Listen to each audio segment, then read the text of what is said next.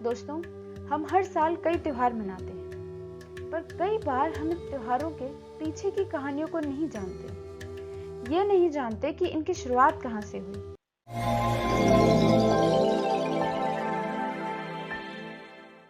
दोस्तों, अभी होली के त्योहार का सीजन है और आज मैं आपको इसीलिए होली त्योहार के पीछे की कहानी बताऊंगी। इस त्योहार को यह नाम मिला होलिका से।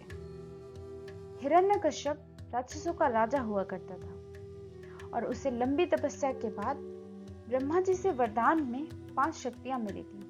पहली कि उसे ना तो कोई इंसान मार सकता था और ना ही जानवर। दूसरी, उसे ना तो दिन में मारा जा सकता था और ना रात में। तीसरी, ना तो उसे घर के अंदर मार सकते थे और ना घर के बाहर। चौथी, ना धरती पर और ना ही आसमान में। और पांचवी, ना अस्त्र से और ना शस्त्र से। उसको मिला यह वरदान उसके सर पर हावी हो गया। उसके अंदर घमंड आ गया। वह जहां भी जाता सबसे यही कहता कि वे भगवान की पूजा करना छोड़ दें और उसी को मानना शुरू कर दें। ऐसा बहुत समय तक चलता रहा, पर कुछ समय के बाद उसको एक बेटा हुआ जिसका नाम रखा गया प्रहलाद। प्रहलाद शुरुआत से ही भगवान विष्णु को बहुत मानते थे और उन्हीं की पूजा भी करते थे। पर जब बाहर के लोग हिरण्यकश्यप की पूजा करते और उसका खुद का बेटा ही उसकी पूजा न करता, तो इस बात से वह बहुत क्रोधित हो गया। उसने अपने बेटे को इसी के लिए धमकाना शुरू किया, पर वह नहीं माना। उसने अपने बेटे को मारने के लिए कई प्रयास भी किए, पर सभी असफल रहे। कोई भी काम नहीं आए। यहाँ तक कि जब उसने प्रहलाद को गर्म तेल की कढ़ाई में डालने का प्रयास किया, तब भी कुछ ना हो सका। इतनी मुश्किलों के बाद भी प्रहलाद भगवान विष्णु की ही पूजा करते रहे।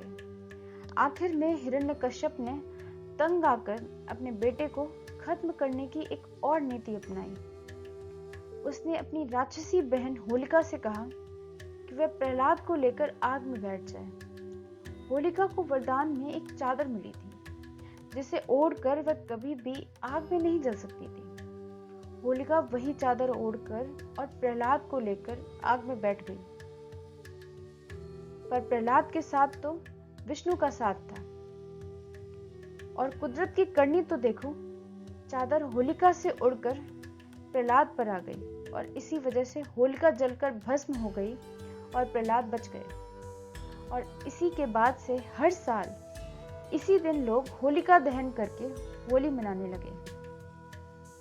और इसके बाद भगवान विष्णु ने नरसिंह अवतार लेकर, नरसिंह जो कि आधा मानव और आधा शरीर, यानी जो ना तो पूरी तरह मानव था और ना पूरी तरह जानवर, शाम के समय इसलिए क्योंकि उसे वरदान प्राप्त था कि उसे ना तो दिन में मार सकते थे और ना रात में।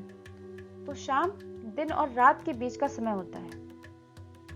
शाम के समय दरवाजे पर इसलिए क्योंकि उसे ना तो घर के अंदर मार सकते थे और ना घर के बाहर। तो हिरण्यकश्यप को अपनी गोद में रखा। गोद इसलिए क्योंकि उसे वरदान था कि ना तो उसे जमीन पर मार सकते थे ना आसमान में। तो गोद आसमान और जमीन के मध्य का स्थान होता है। उसका सर गोद में रखा और अपने पंजों से मार डाला। पंजे इसलिए इस्तेमाल किए क्योंकि उसे वरदान था कि उसे ना तो अस्त्र से मार सकते हैं ना शस्त्र से। और इस तरह बुराई पर अच्छाई का जीत हुई। पर आप सभी के मन में एक प्रश्न चल रहा होगा कि होली पर रंगों से ही क्यों खेलते हैं। होली पर रंगों से इसलिए खेलते हैं, यह जानने के लिए ऊपर दिए गए आई बटन पर दी गई वीडियो को क्लिक करें और जानिए। अगर आपको मेरा यह वीडियो अच्छा लगा हो तो मेरे वीडियो को लाइक करें, ज़्यादा से ज़्यादा शेयर करें, ताकि आपके दोस्त और आपके रिलेटिव्स भी जानें कि हम होली आखिर सेलिब्रेट ही क्यों करते हैं। ज़्यादा से ज़्यादा शेयर करें और मेरे चैनल को सब्सक्राइब करें, जिससे आगे आने वाली हर वीडियो का नोटिफिकेशन आपको जल्द ही मिल जाए।